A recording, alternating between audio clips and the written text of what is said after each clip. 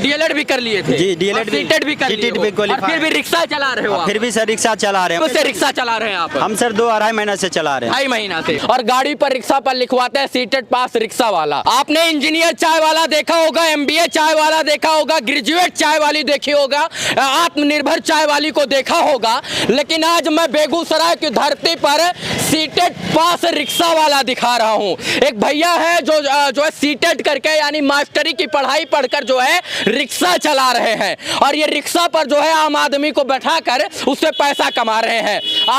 ये CTET rickshaw वाला मतलब क्या हुआ सर? सीटेट का बाहर आ जाइए पहले तो। आपको शुभकामना कि आप कम से कम सीटेट करके जो है रिक्शा चला रहे हैं। क्या सीटेट क्यों किए आप और क्यों रिक्शा चला रहे हैं? जी, सीटेट का मतलब होता है central eligibility, centre teacher eligibility test.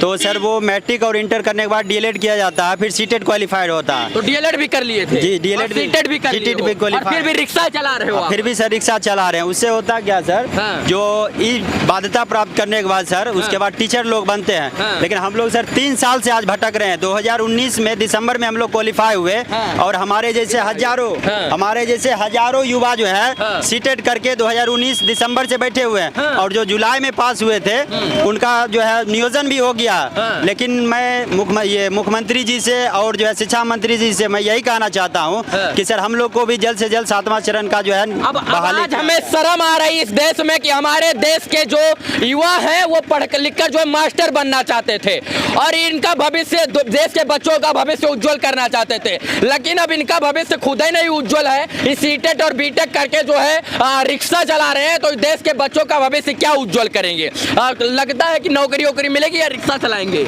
नहीं सर, शिक्षा मंत्री से हमारे प्रदेश अध्यक्ष बात किए थे, तो उन्होंने बताया कि 30 जून तक जो है रिक्ति सभी जिला से मंगा लिया जाएगा, और जुलाई के लास्ट में जो है हम लोग का नोटिफिकेशन। उससे पहले क्या करते थे? उससे पहले सर तैयारी भी कर रहे थे और बच्चे को पढ़ाते भी थे। मतलब अब उम्मीद खत्म हो गया है? नहीं, उम्मीद तो खत्म नहीं है सर, लेकिन अगर शिक्षा मंत्री जी से मैं गुहार करता हूँ कि अगर वो हम पे थोड़ा सा भी ध्यान दे देंगे तो हमारे 80-90 हजार कैंडिडेट जो भी हैं हमारे साथी, तो उन लोग में भी आपके सीटेट वाले स्टूडेंट बैठे हुए हैं? हाँ सर, अभी तो नहीं बैठे हुए, लेकिन हम लोग पिछले महीने बैठे हुए थे 20 दिन।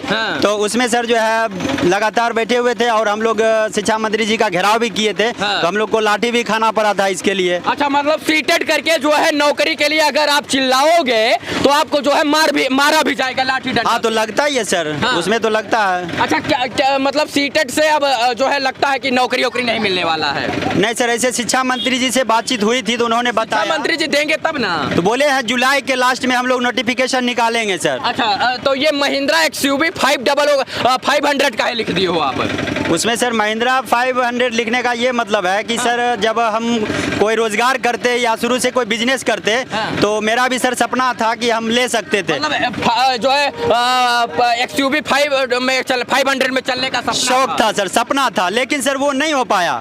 लेकिन जब ये गाड़ी लिए हैं तो इस पे जब चढ़ते हैं तो वही गाड़ी सर फील होता है कि हम वही गाड़ी चल रहे हैं। मतलब पढ़ लिख कर जो है अध्यापक बनकर जो है 500 XUV 500 लेने का सपना था, लेकिन अभी रिक्शा को ही जो है 500 समझकर इसमें यात्रा चला रहे हैं। और ऐसा होगा सर, आपको इस पे हम घुमा भी सकते हैं और आपका एंजॉय भी इस पे दिला सकते हैं। चलिए हम घूमते घूमते इस पे जो है चर्चा करेंगे। ये बताइए कि 2.5 महीना से चला रहे हैं, कितने का यही रिक्शा मिला आपका? हमको सर मुख्यमंत्री परिवहन योजना से रिक्शा मिला है। हाँ, मुख्यमंत्री की तरफ से मिला? जी जी जी, उसमें परिवहन योजना का एक मित्रों, अभी मैं सीटेट पास रिक्शा वाला के रिक्शा पर बैठकर जो है सवारी कर रहा हूं, और मैं दिखाने का प्रयास कर रहा हूं कि बेरोजगारी के इस आलम वाले देश में पढ़ लिख कर हमारे देश के युवा सीटेट बीटेक एमबीए करके कोई चाय बेच रहा है, तो कोई रिक्शा चला रहा है, तो कोई पकौड़ा तल रहा है, कोई पकौड़ी तल रहा है, और उसी कैटेगरी में यह मास्टरी की पढ़ाई पढ़कर सीटेट की पढ़ाई कर जो है और अब ये रिक्शा चला रहे हैं। साइड में रिक्शा लगाइए आप, मैं चाहूंगा।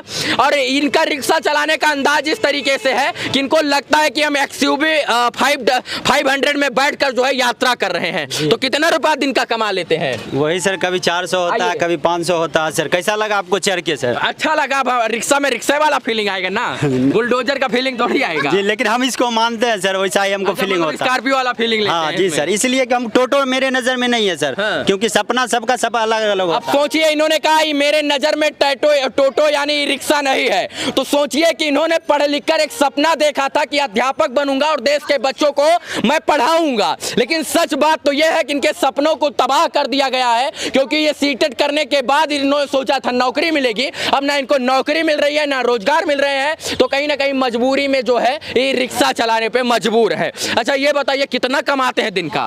कभी 200 कभी 400 500 बस। कम हो जाता है, बहुत हो गया महीने का कितना वो कमा भी लेते सर हैं? 8 बजे रात तक जो है ड्यूटी करते हैं सर, तब जा करके परेशानी उठा करके करना पड़ता कितने है से सर। कितने बजे तक? सुबह 6 बजे निकलते हैं, फिर सर थोड़ा सा धूप अगर होता है तो रुक जाते हैं, फिर शाम 7 बजे 8 बजे तक करते रहते 7-8 बजे तक करते जी, हैं। जी। मतलब पूरा दिन अपना हैं। पसीना हाँ चलाते पूरा हैं। दिन जो है क्या करें मजा आता है काम करने में? मजा क्या आएगा सर, मजबूरी है। तो सब मास्टरे बन जाएगा तो रिक्शा कौन चलाएगा? और है ना सर, चलाने के लिए और है, लेकिन जब हम पढ़े हैं तो इसके योग हमको मिलना मतलब चाहिए ना। योग्यता है तो जो है उस योग्य बनने की इच्छा है। हाँ जी सर, जिस तरह से पढ़ाई किए हैं सर, उस तरह कितना से रुपए मिलना सवारी चाहिए। का लेते हैं?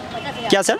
कितने रुपए सवारी का? एक सवारी का कितना नहीं, रुपए? जहाँ तक उसका जो है यात्रा रहती है उस हिसाब से लिया जाता है कहाँ सर। से कहाँ तक चलाते हैं? हम चलाते हैं सर बनवारीपुर से भगवानपुर और बनवारीपुर से तेघरा तक। अच्छा ये बेगूसराय अभी में सर भी। ये बरौनी स्टेशन दिखाना चाहेंगे। हाँ। अभी मेरा एक रिजर्व मिला था हाँ। जो वहाँ से 300 का यहाँ भाड़ा है, हाँ। तो हम अभी भाड़ा लेकर आए थे, इसीलिए आपसे सर मिलना हो गया। अच्छा मतलब जो है लिमिटेड चलाते हैं और जो है इसके बाद हाँ, भाड़ा कहीं ना भी कहीं होता है। भाड़ा पर हाँ, भी, भाड़ा भी तो कोई मिल जाता 300 कोई 200 और वैसे मिनिमम सवारी 10 रुपए की। हाँ सबसे 10 कम रुपया भी, हाँ 10 रुपया 20 रुपया ऐसे कर 5 रुपया हम नहीं चलाते नहीं हैं। 5 रुपया कोई को दे देते हैं तो रख लेते हैं सर, ऐसा नहीं है। रिक्शा कितने का मिला?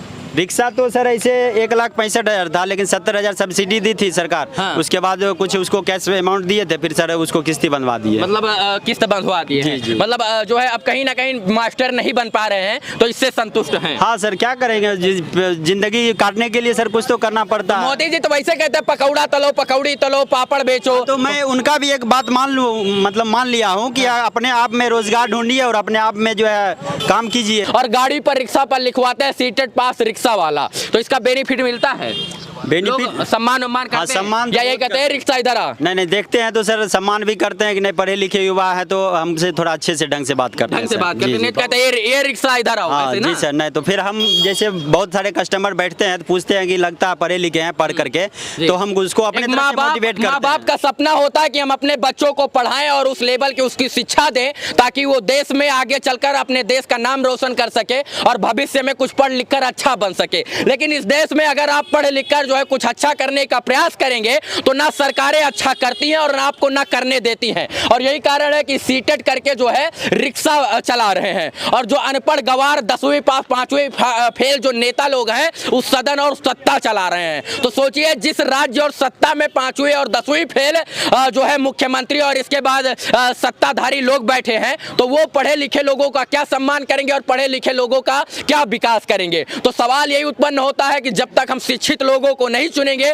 तब तक शिक्षित लोग इस देश में आगे नहीं बढ़ पाएंगे। तो हमारा सबका दायित्व बनता है कि शिक्षित लोग को चुने ताकि शिक्षा का वो स्तर समझ सके और शिक्षा का महत्व समझ सके और शिक्षित लोगों को आगे बढ़ा सके। धन्यवाद सभी दर्शकों का, बहुत बहुत आभार।